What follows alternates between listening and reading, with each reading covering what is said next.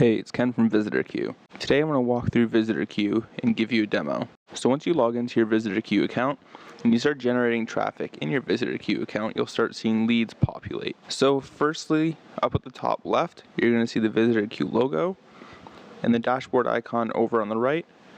Both of these will bring you back to the dashboard from wherever you are. This is the website you currently have connected. If you just have the one website, you'll of course just see the one. But if you have more than one, you'll see a drop down, and if you click on that drop down, you'll see the different websites you have connected. Visitor Queue does allow for unlimited websites, so if you do have more than one website, feel free to connect it. And then over here on the right hand side, you'll see the settings icon, which I will go into much more detail in just a little bit. And then you have the help section, where you'll find FAQs, walkthroughs, use cases, case studies, ways to contact us, and just about anything else you can think of. And of course, lastly, you'll have a section to log out, change your password, etc. So over here on the left-hand side is what we call queues. You can think of a queue as a type of reporting method. So if you want to keep up to date on a specific geographic area, a CPC campaign, create one for qualifying metrics, whatever the case is, you can do so.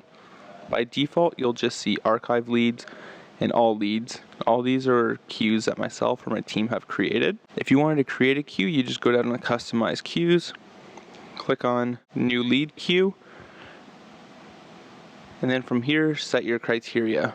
So first you name it, whatever's nice and easy for you to recognize on the left hand side here. By default, it's assigned to the website you're currently viewing, or you can put it on other websites. Also by default, it's assigned to yourself, or you can add others to view this queue or assign it to others. And then you choose your filter type. So whether that's approximate employees, company name, headquarter location, visiting metrics, visitor location, etc. And then you choose how you'd like it to interact with the value you set. And you can add multiple filtering methods as well, so you can get more granular. And as soon as you're done creating a queue, I'll click on one here so you can show a finished product. You can hit save, and then once it's done saving, you can click on the queue that you just created on the left hand side, and then you just view the companies that meet that criteria. So now going into the dashboard, you'll see a search bar that'll search by any keyword inquiry you can think of within the date range specified, of course. And you can change that date range to whatever date range you'd like, as long as we have data there for you. And then at a quick glance, you'll see company name, visitor location, date and time of the last visit, how many pages they viewed, time spent, source and medium, and then a hide rule. So this hide rule here, let's say Oracle's not relevant to you, they're trying to sell you something, whatever the case is, you can click on this hide rule and it'll hide it from your dashboard moving forward. It also won't count against your lead total moving forward. So it's one way you can refine who you're seeing in your account, but also who you're paying to see. And then if you're scrolling through and saw someone that was interesting, you can click on them. And again, you'll see company name, visitor location, industry, whether or not this is assigned to another user, and whether or not you've assigned a tag to this company, and then any social media accounts that are relevant to this company, and then you'll see their visit details. So again, you'll see date and time, pages viewed, total time, source and medium, but you'll see the specific page they visited and how much time they spent on those pages, as well as historical visits. So you can click on the drop down and see the historical visits. This is one of our clients, so you can see they visit our dashboard frequently. But if there are specific pages that they visited that were different, they would of course populate. Company information, so you'll see a generalized company information section with name, website, headquarter, general phone numbers, etc. And then any contacts that are relevant to this company will populate here. All our contacts are GDPR and CCPA compliant. So when we get that IP address and reverse it to find that domain, we pump that domain name through our custom algorithm, as well as send it over to our partners at Full Contact and Hunter.io, and they'll populate us with any kind of public contact information for this company, and we'll populate it here. You can also leave notes for yourself or for others. You can also click on this drop down and export this lead to a CSV based on company or contact information, email it to someone, assign it to a user, move it to a queue, archive it, or hide it. And if you go to the dashboard and click on one, multiple, or all leads, you'll get the same drop down over here, so you can do it on a larger scale. Now we'll head over to the settings. I'll get back to this account section in just a little bit.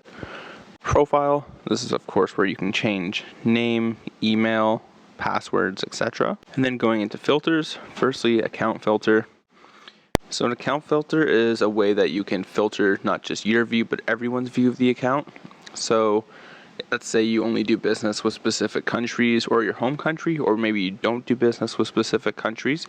You can filter that criteria in or out, and that way you only see the leads that are relevant to you, and you're only paying to see the specific leads that are relevant to you as well, because anything that's filtered out based on account filter will not populate in your dashboard moving forward, but also won't count against your lead total moving forward. So to create an account filter, you would name it, apply it to whatever website, and then choose your filter types, whether that's page path, country, state, and province, and choose how you'd like it to interact with the value that you set.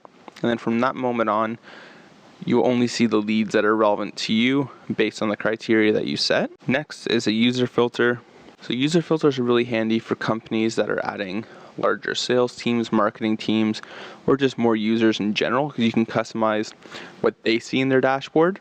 So for instance, let's say when your users is only in charge of a specific geographic area, you can customize their visitor queue dashboard, so that way when they log in, they only see the leads that are relevant to them based on that criteria that you set, but it doesn't affect anyone else's view. So you would name it whatever you'd like, assign it to your website, and then of course you'd assign it to that individual, and you choose your filter type and then how you'd like it to interact with the value that you set. And then from that moment on, after you hit save, when that individual logs into his or her dashboard, they will only see the leads that are relevant to them. Next is users. So we do allow for unlimited users, so feel free to add anyone that you'd like. You just need their first and last name, email, website they have access to, and then set their permission level. I will say with a regular user, they're only able to see leads that are manually assigned to them. But if you didn't want to go through that more monotonous task of manually assigning leads to this individual, you can create what's called an auto assignment rule, where it is essentially another user filter, but it's very specific to a regular user, where you would input the criteria that would be relevant to them, and then it will automatically assign the leads to that individual based on this criteria. So again, you'd name it, apply it to your website, assign it to that individual, then choose your filter type and how you'd like it to interact with the value you set. And you can add multiple filtering types as well, so you can get more granular. And then from that moment on, this user will be getting leads assigned to them based on the criteria that you set. Next is notifications. So by default, everyone gets a daily email notification with no CSV on all new leads to the account, but you can change that frequency to as infrequent or frequent as you'd like, and choose to include a CSV file in this email as well. And then back on the dashboard where I showed you those custom queues, you can change your frequency for these as well. By default, they're set to never, but if you did create that hot leads queue and you want to get up to date on if someone meets that criteria, you can set that notification preference here. Next is the websites tab, where you can change your time zone, find the tracking scripts for sites that are already connected, or add another website. And all you have to do is name it, hit save, generates that tracking script for you, and then you copy and paste it onto your site, and we're tracking from that moment on. Next is hidden rules, where back on the dashboard where I showed you, you can hide specific companies by clicking on that hide rule. If you wanted to hide specific keywords, you'd go into here. You can hide specific keywords to whatever website you would like, or you can upload a CSV file and hide based on keywords that you've uploaded here. So whether you want to upload or just input your company name, clients' names, competitors' names, or just general keywords, like a lot of our clients will hide the keyword university or college because it's not necessarily relevant to them, but they'll see quite a bit of traffic coming to their site. And this way that anything that's filtered out based on this hidden rule will not populate in your dashboard moving forward, but also won't count against your lead total moving forward. And of course, any hidden rule that you put in place, whether it's manually on the dashboard or through keywords, will all populate there, so that way if they become relevant, you can unhide them. Next is receipts. Any receipts with visitor queue will of course populate here.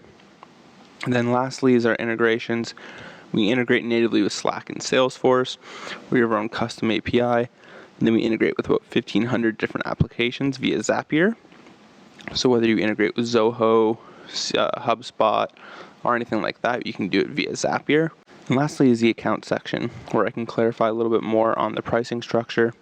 So we do price based on unique companies per month.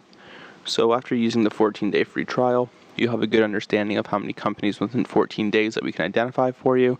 And then by doubling that number, you'll have a good understanding of how many companies within a month period that will typically look like. And you just choose a subscription plan that works best for you around that number. We do price monthly or annually. Annually, you do save 20%, and in Canadian, USD, or Euro. And then if you scroll to the bottom, it'll actually show you how many leads you've exhausted out of your total number of leads and when your lead limit resets. So you can always preemptively upgrade. Of course, if you upgrade after you've already chosen a subscription plan, it'll be at a prorated rate. And then if you were to hit your lead limit at any time, we don't automatically upgrade you to the next one or charge you overages. We just hold the account there. We notify you, and then that way you can choose whether to upgrade or not. And of course, that is at a prorated rate. If you had any other questions, please feel free to reach out anytime. Have a great day.